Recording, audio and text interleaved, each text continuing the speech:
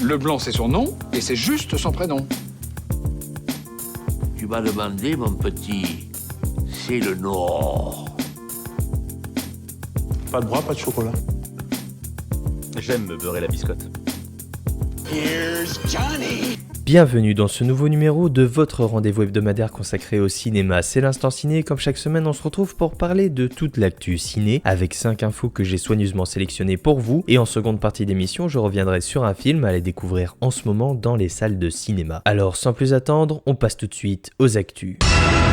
Notre première actualité, c'est bien sûr la fin du Festival de Cannes. Après 2 semaines de films projetés sur la croisette, la cérémonie de clôture a eu lieu samedi soir, toujours présentée par Virginie Efira, et le jury de cette 75e édition du festival, présidé par Vincent Lindon en personne, a remis la Palme d'Or à Ruben Östlund, le réalisateur de Triangle of Sadness. En français, le film s'appelle Sans filtre. Alors, ce réalisateur, c'est pas sa première Palme d'Or, puisqu'il en avait eu déjà une pour son film The Square. Une décision qui a fait débat chez de nombreux critiques et de nombreux professionnels parce que le film a ses adorateurs comme ses détracteurs. Le reste du public pourra se faire son propre avis quand il sortira au cinéma.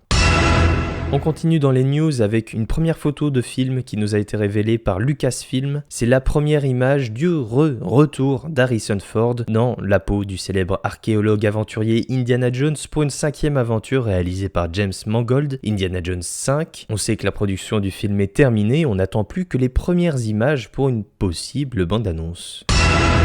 Toujours dans les actualités, une bien triste nouvelle, celle du décès à l'âge de 67 ans de l'acteur américain Ray Liotta. Il avait été révélé dans le film de Martin Scorsese et Les Affranchis. C'est l'AFP qui a confirmé cette information. Ray Liotta qui est donc décédé, je le rappelle, à l'âge de 67 ans.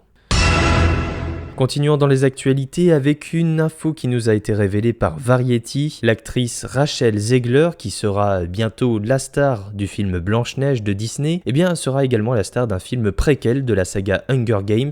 Un film qui se passera des années avant l'histoire qui nous a été présentée dans la saga sur grand écran. Cette nouvelle histoire sera inspirée du roman lui-même préquel qui est sorti en 2020 de la saga Hunger Games.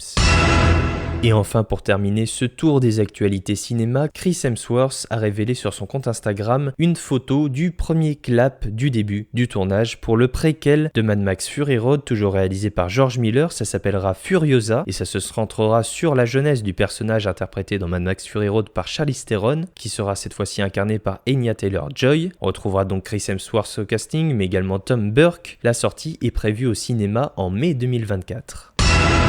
C'est maintenant l'heure du film de la semaine et cette semaine on parle d'un film qui a été présenté à Cannes il y a quelques jours. C'est le nouveau film de Serge Boson avec Tahar Rahim et Virginie Efira et ça s'appelle Don Juan. Ma femme que j'aime m'a quitté. Sans un mot.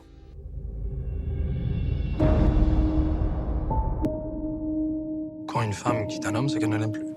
C'est pas la découverte du siècle? Qu'est-ce qui se passe là?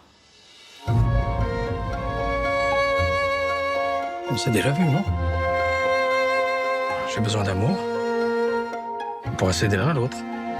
Qu'est-ce que tu veux? C'est un cauchemar. Je la vois partout.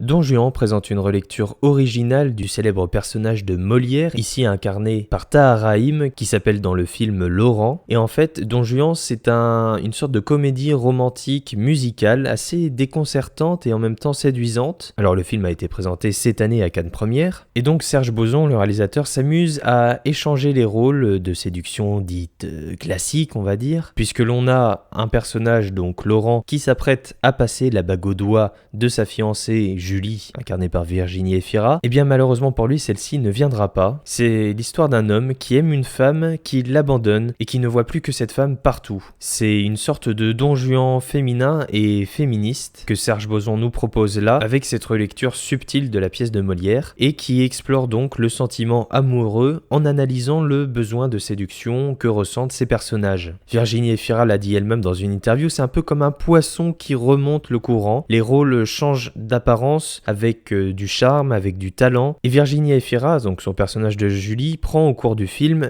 différents visages, différentes apparences. Elle utilise des perruques pour, en quelque sorte, hanter cet homme quelque peu infidèle. Donc on casse les codes de Don Juan, de ce personnage, qui est un personnage mythique. Les gens ne savent pas exactement ce qu'il est, mais ils le voient comme une sorte de séducteur, manipulateur. Et du coup, tout ceci est en quelque sorte inversé. C'est un amoureux qui recolle progressivement les morceaux de son cœur brisé, mais c'est également profondément un film d'amour, puisque ce sont avant tout deux êtres qui s'aiment profondément, qui possiblement ne seront peut-être jamais capables de construire quelque chose ensemble, en dépit de leur bonne volonté à tous les deux. Et c'est d'autant plus savoureux que ce sont deux personnages qui travaillent dans l'univers du théâtre, et forcément, sur scène, ils jouent la pièce de Don Juan. Les deux amoureux qui se sont séparés se retrouvent quand même sur scène pour jouer cette histoire de Don Juan, qui en fait est intrinsèque à la digeste du film. C'est des moments savoureux par la mise en scène, mais également par la musique qui est très présente, ou encore le fait qu'ils déclament leur texte avec des mots contemporains, ce qui fait qu'on a une approche avec des allers-retours entre le texte original et son adaptation dans le film, qui est finalement très facile à suivre parce que là pour le coup, c'est extrêmement bien fait. Ce qu'on retient aussi de Don Juan, c'est son ton profondément décalé, avec notamment les nombreuses parties chantées ou parler chantées comme on veut, et c'est dans ces moments-là qu'on sent vraiment que c'est un film de Serge Boson, qui est quelqu'un, si vous ne le connaissez pas, qui est habitué à faire des films, oui, disons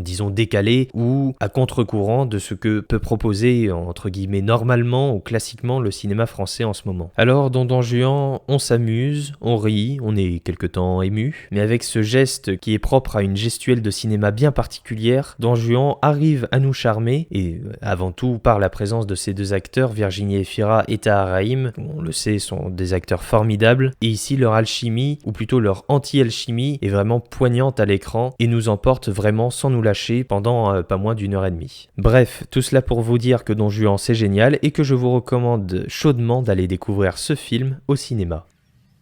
Je pense qu'on va réussir cette fois. Tu crois?